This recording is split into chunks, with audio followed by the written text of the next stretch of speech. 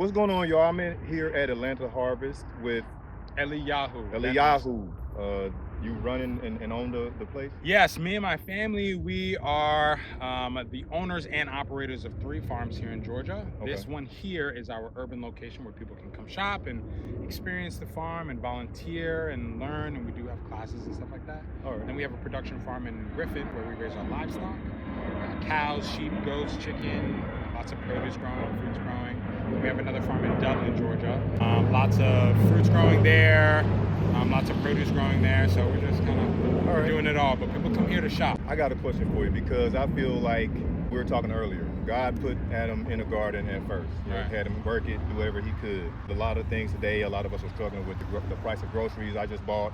I could probably eat for 2 weeks off of what I bought in there for $30. How many watermelons do you think you could feed a person or would produce off of one seed? That's a great question. I think, when you think about production levels, it really depends on the variety. Right. So it depends on exactly what you're growing, because some cucumbers grow differently. Some watermelons grow differently. Right. Some varieties of watermelon may take 90 days, where some take 70 days, right? And so, if I were to say an average watermelon probably take you about 80 days from one seed. If it germinates well and produces a plant, that one plant can produce anywhere between, 8 to 12 melons.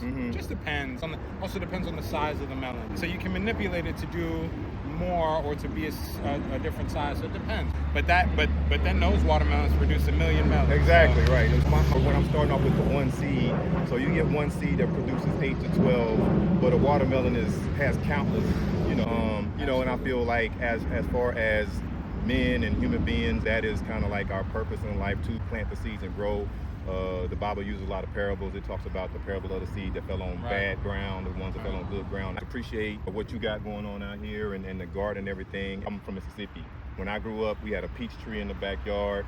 We had gardens. I spent the summer shelling peas. I saw how just a little small patch of land, like you were saying, what, a 16 by... Yeah, these are 64 square foot raised beds. Right, can feed your family for a whole season while we're out here struggling. And I know a lot of people, if you're not from the South, you're in a concrete jungle, you might not understand the concept of how things grow. Really, everything that you consume probably came from a plant. Even the things that are bad from you, alcohol, anything like that, it does come from plants, it does come from the ground. So it is really important for us to pour back into the earth, because I think that's what we're really placed here for. I mean, agriculture is a huge superpower. Right. The industry of agriculture is so important to society, but it goes so easily overlooked because people in their day-to-day lives, they're not thinking about, well, this came from a plant. Like you said, like the alcohol that people drink and the shoes that people wear, money. The rubber that's on people's tires, right? Money, all these things, they come from plants. So agriculture is the base for a lot of these things. And one of the points that you made about being able to buy $30 worth of local produce and then have enough food for 2 weeks, what's important about that and what people need to understand is that the seasons change and the availability of produce in those seasons change as well. And so as the seasons progress, you have different foods that are more available than others. And so while people are used to the availability of everything at the grocery store, it does not help their wallet to buy broccoli in the summer.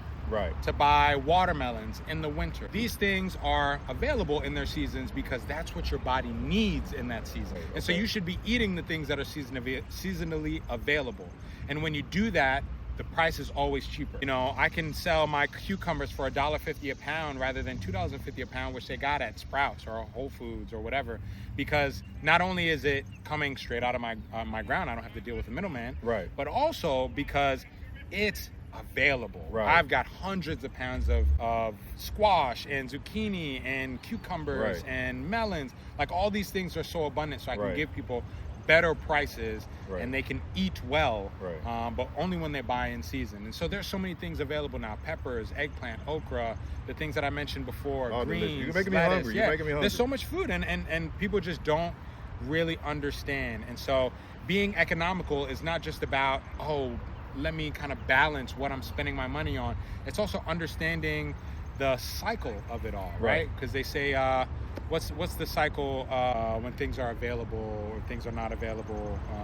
When you buy more stuff, Oh, supply and demand. Supply and demand. Yeah, you got to understand the cycle of supply and demand. Right. And there's always demand for food, right? And there's always demand for tropical fruits that come from, you know, wherever they come Right. from.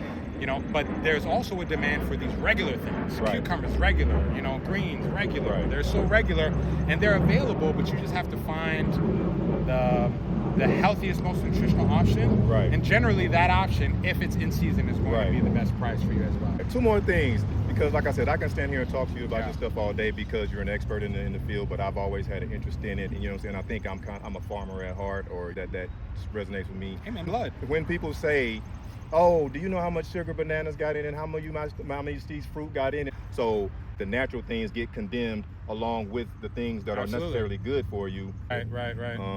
I mean, you know, you can't blame people. I think that there's most of the people are doing it because they believe that they're helping people, and not every opinion is a bad opinion, right? Right. Opinions come from experiences. Opinions come from perspectives and the things that you deal with. Now, my perspective on it is that my trust will go to the person that's most studied, right? And so if I'm putting my trust into a doctor, whether it be a doctor of medicine, a holistic doctor, maybe somebody who's got more kind of bush knowledge, like Right. my family comes from the West Indies. And Okay. so a lot of people in the West Indies, they're not medical doctors, Right. but they've got a lot of bush knowledge on what plants are Right. good for you to use to combat certain illnesses, Right. right?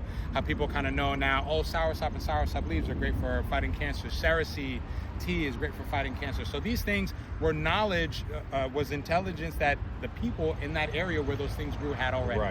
Right. And so, you know, what I'm trying to say is that I put my trust in the people that are well studied in these things, that have Right. proven that they have dedicated 10 years or more, that are Right. masters in these in Right. these fields. Right. And so that I can feel more trustworthy about the information that they're giving me and feel less stress, because Right. when you're scrolling, you don't know what the credentials are of the Right. people that you're watching. Okay. And it's hard, and anybody could say, I've been studying medicine for 10 years Right. and this is what I learned. That's a catchphrase that catches people on social Right, media. right.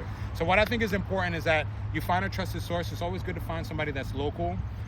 Maybe your local herb shop, maybe the owner probably has some kind of certifications in, you know, in like non-traditional medicine, Right. more traditional medicine, Right. right? And so you can find these people, you know, in your local places. You want to find somebody that is tried and true and tested in it. And not everybody, it's not that they're not trustworthy. It's just that you got to do your own research. Right, and that's right, the right, scary right. part about it, is that Right. people are listening to what they're seeing and they're Right. not doing their own research. Right. Oh, what I wanted to say was the comment that you made about sugars, right? Mhm. Because no one understands the difference between glucose and sucrose. Right. Right. And this is something that you may have learned in school. Right. But if you didn't get that school education, then Oh, you're yeah, not yeah. getting it. Exactly. You're not getting it from Right. from I these passed the places. test. I took Exactly. the test. I had to know it. Exactly. and Even now if you I'm learned done. it, it's gone. You know? And so, but pharmacology and people that work in hospitals, they don't really learn nutrition. So Right. it's hard to say, like, I can just go to my doctor and they're just going to give me the right information. So, Right. you know, you got to do your own research, which is hard to do. It takes a lot of time, Tedious. takes a lot of work. But I was watching a video. There was that video from I don't know, Lauryn Hill was on TV Yeah, the other day. recently? Or something. Yeah, With the recently. gold I don't know, dress some on, kind of, I don't know, the some beat? kind of whatever it Award was, show. some kind of award show. Yeah. Anyway, so she was saying everybody's got a gift. Exactly. And the gift, you know, the gift is for other people. So, Right. you know, it may be your friend that is just very passionate about eating well and studying, and they've got books in their cabinet that say, you know, here are the natural plants that are in your backyard that you can eat. Right. It's those people that have the inclination for it, that have the gift that is passed down from the Most High, wherever it comes from, Right. to have that knowledge. Right. So we use each other as community. Right. That's what it's all about. And you talking about, you know, your affinity for farming and for growing food and Right. just the interest in the nature. Right. That is a gift. Right. And you got to lean into that gift. Some people's gift is finances. Right. And they can help you figure Right. stuff out. And maybe your gift is, I'm going to help people figure out how to grow their own food Right. so that they can sustain themselves, so that they can find a trustworthy source. So it's all in there. I appreciate the Yeah, man. information. Right, with that being said, Eliyahu, tell the people where they can find you. Yes, so if you are in Georgia or any of the neighboring states and want to come and support a local family-owned and operated store, a black-owned farmers market, there's none other than Atlanta Harvest. Here you can get some of the freshest foods in Atlanta.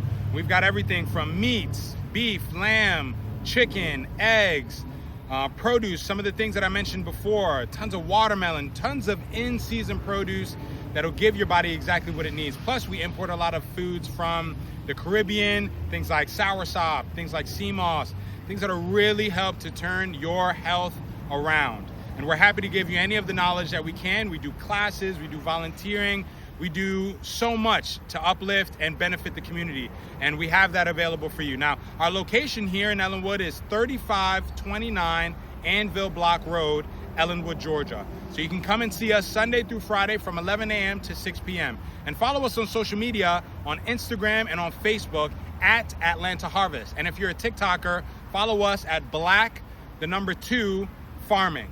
Black2 Farming. We'll see you soon. Appreciate it, man. Thanks. Anytime. Yes, sir. Cool. Yes. Good.